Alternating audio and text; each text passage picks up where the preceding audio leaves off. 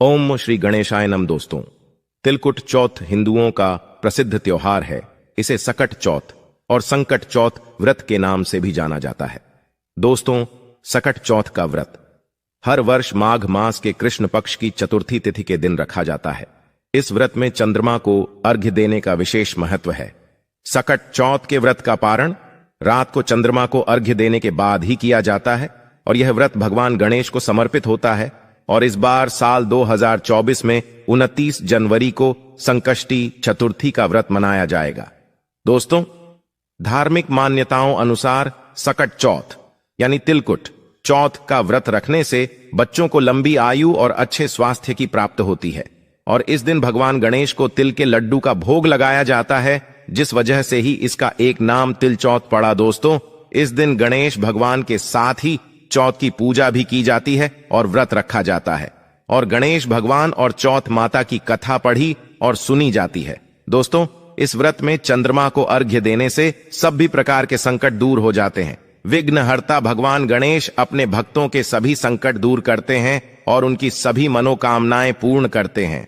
इस व्रत को खास तौर पर माताएं अपनी संतान की लंबी आयु और परिवार की सुख समृद्धि की कामना से रखती है। इस व्रत को करने से संतान के ऊपर आने वाले सभी संकट दूर हो जाते हैं। निसंतान महिलाएं यदि इस व्रत को करती हैं तो उन्हें संतान सुख की भी प्राप्ति होती है।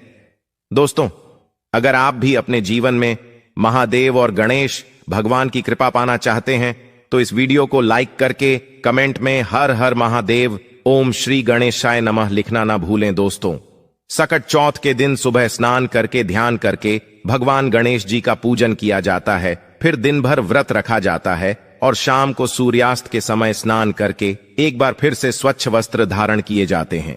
फिर गणेश भगवान जी की मूर्ति के पास में एक कलश में जल भरकर रखा जाता है। धूप दीप नैवेद्य लड्डू शकरकंद मौसमी फल गुड़ और घी भग श्री गणेश जी को अर्पित किया जाता है। इसके अलावा भगवान गणेश को दूर्वा पान सुपारी और इलायची का भोग भी लगाया जाता है। आज के दिन कहीं कहीं पर तिलकुट का बकरा भी बनाया जाता है और पूजन करने के बाद उस तिलकुट के बकरे को काट कर उसकी बलि भी दी जाती है। पूजन करने के बाद भगवान गणेश जी की आरती की जाती है, भोग लगाया जाता है, चंद्रमा को अर्घ्य दिया जाता है। उसके बाद में तिलकुट को प्रसाद के रूप में परिवारजनों में बांटकर खुद भी ग्रहण किया जाता है। इस दिन तिलों का गुण का घी का दान करना शुभ फलदायी होता है। वैसे तो सकट चौथ का व्रत है वह निर्जल और निराहार रहकर ही किया जाता है, लेकिन जिनकी सामर्थ्य निर्जला रहने की नहीं है वह भरपूर मात्रा में जल का सेवन करके भी व्रत को रख सकते हैं।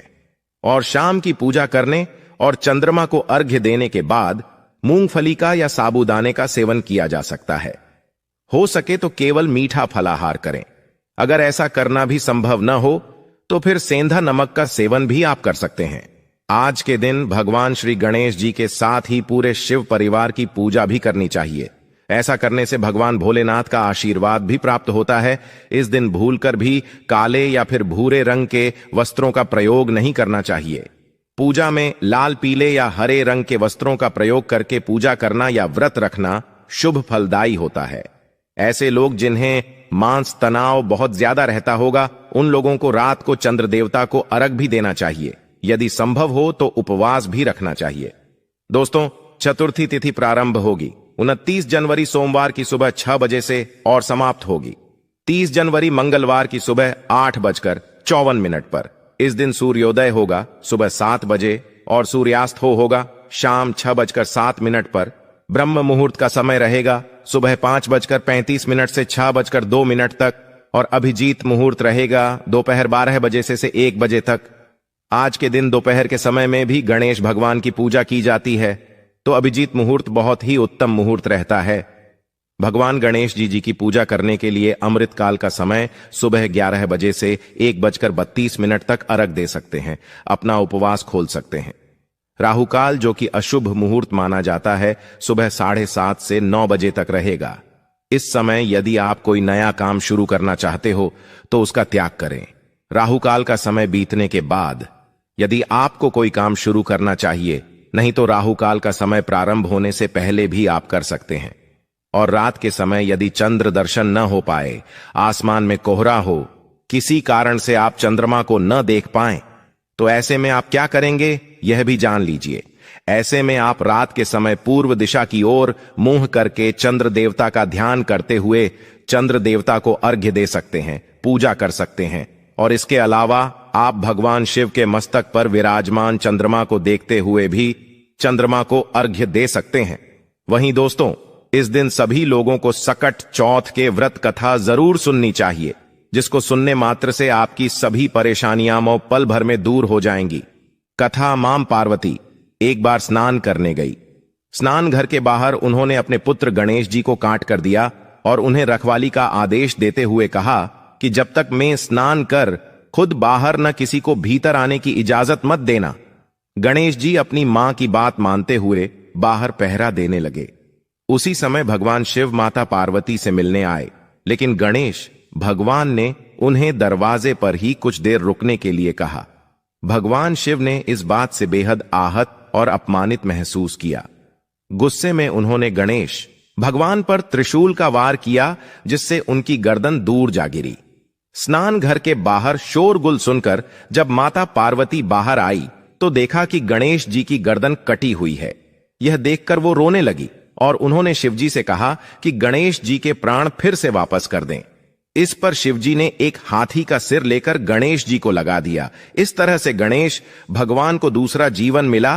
तभी से गणेश की हाथी की तरह सूंद होने लगी। तभी से महिलाएं बच्चों की सलामती के लिए माघ माह के कृष्ण पक्ष की चतुर्थी को गणेश चतुर्थी का व्रत करने लगी। दूसरी कहानी, एक साहूकार और एक साहूकार नहीं थे। वह धर्म पुण्य को नहीं मानते थे, इसके कारण उनकी कोई बच्चा नहीं था। एक दिन साहूकार ने पड़ोसी के घर गई। उस दिन सकट चौथ था। वहां पड़ोसन सकट चौथ की पूजा करके कहानी सुना रही थी। साहूकार नहीं ने पड़ोसन से पूछा, तुम क्या कर रही हो? तब पड़ोसन बोली कि आज चौथ का व्रत है, इसलिए कहानी सुना रही हूं। तब साहूकार निम बोली, चौथ के व्रत करने से क्या होता है? तब पड़ोसन बोली, इसे करने से अन्न धन सुहाग पुत्र सब मिलता है। तब साहूकार ने कहा, यदि मेरा गर्भ रह जाए तो मैं 1.25 सेर तिलकुट करूंगी और चौथ का व्रत करूंगी। श्री गणेश भगवान की कृपा से साहूकार ने के गर्भ रह गया तो वह बोली, मेरे लड़का हो जाए तो मैं 2.5 सेर तिलकुट करूंगी। कुछ दिन बाद उसके लड़का हो गया तो वह बोली कि है चौथ भगवान मेरे बेटे का विवाह हो जाएगा तो 5.25 सेर का तिलकुट करूंगी। कुछ वर्षों बाद उसकी बेटी का विवाह तय हो गया और उसका बेटा विवाह करने चला गया, लेकिन उस साहूकारनी ने तिलकुट नहीं किया। इस कारण से चौथ देव उदित हो गए और उन्होंने पेड़ों से उसके बेटे को उठाकर पीपल के पेड़ पर बिठा दिया। सभी वर्ग को खोजने लगे पर नहीं मिला। हताश होकर सारे लोग अपने अपने घर को लौट गए। इधर जिस लड़की से साहूकार ने के लड़के का विवाह होने वाला था, वह अपनी सहेलियों के साथ गणगौर पूछने के लिए जंगल में डूब लेने गई। तभी रास्ते में बल्कि पेड़ से आवाज आई, ओ मेरी अर्थब्याही। यह बात सुनकर जब लड़की घर आई, उसके बाद वह धीरे धीरे सूख कर कांटा होने लगी। एक दिन लड़की की मां ने कहा, मैं तुम्हें अच्छा खिलाती हूं, अच्छा पहनाती हूं, फिर भी तो सूखती जा रही है, ऐसा क्यों? तब लड़की अपनी मां से बोली कि वह जब भी डूब लेने जंगल जाती है तो पीपल के पेड़ से एक आदमी बोलता है, क्यों? मेरी और धब्बे ही उसने मेहंदी लगा रखी है और सेहरा भी बांध रखा है। तब उसकी मां ने पीपल के पेड़ के पास जाकर देखा, यह तो उसका जमाई ही है। तब उसकी मां ने जमाई से कहा, यहां क्यों बैठे हैं? मेरी बेटी तो हद ही कर दी, और अब क्या लोगे? साहूकार ने का बेटा बोला, मेरी मां ने चौथ का तिलकुट बोला था लेकिन नहीं किया, इसलिए चौथ। माता ने नाराज होकर यहां बैठा दिया। यह सुनकर उस लड़की की मां साहूकार ने के घर गई और उससे पूछा कि तुमने सकट चौथ का कुछ बोला है क्या? तब साहूकार बोली, तिलकुट बोला था। उसके बाद साहूकार ने बोली, मेरा बेटा घर आ जाए तो 2.5 मन का तिलकुट करूंगी।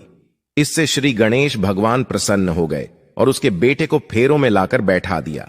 बेटी का विवाह धूमधाम से हो गया। जब साहूकार ने के बेटा एवं बहू घर आ गए, तब साहूकारनी ने 2.5 मन तिलकुट किया और बोली, हे चौथ देव, आपके आशीर्वाद से मेरे बेटा बहू घर आए हैं, जिससे मैं हमेशा तिलकुट करके व्रत करूंगी। इसके बाद सारे नगरवासियों ने तिलकुट के साथ सकत व्रत करना प्रारंभ कर दिया। चौथे जिस तरह साहूकार ने को बेटे बहू से मिलवाया, वैसे ही हम सबको मिलवाना। इस कथा को कहने सुनने वालों का भला करना। बोलो सकट चौथ की जाए, श्री गणेश देव की जाए। तीसरी कहानी, एक बुढ़िया थी। वह बहुत ही गरीब और दृष्टिहीन थी। उसके एक बेटा और बहू थे। वह बुढ़िया सदैव गणेश जी की पूजा किया करती थी। एक दिन गणेश जी प्रकट होकर उस बुढ़िया से बोले, बुढ़िया मां, तू जो चाहे सो मांग ले। बुढ़िया बोली, मुझसे तो मांगना नहीं आता, कैसे और क्या मांगू। तब गणेश जी बोले, अपने बहू बेटी से पूछकर मांग लें। तब बुढ़िया ने अपने बेटे से कहा, गणेश जी कहते हैं तो कुछ मामले बता, मैं क्या मांगू। पुत्र ने कहा, मां तो धन मांग। बहुत से पूछा तो बहू ने कहा, नाती मांग ली। तब बुढ़िया ने सोचा कि यह तो अपने अपने मतलब की बात कह रहे हैं। अत उस बुढ़िया ने पड़ोसियों से पूछा तो उन्होंने कहा, बुढ़िया तू तो थोड़े दिन जिएगी, क्यों तो धन मांगे और क्यों ना आती मांगे। तू तो अपनी आंखों की रोशनी मांग ले, जिससे तेरी जिंदगी आराम से कट जाए। इस पर बुढ़िया बोली, यदि आप प्रसन्न हैं तो मुझे 9 करोड़ की माया दें, निरोगी काया दें, अमर सुहाग दें, आंखों की रोशनी दें, नाती पोता दें और सब परिवार को दें और अंत में मोक्ष दें।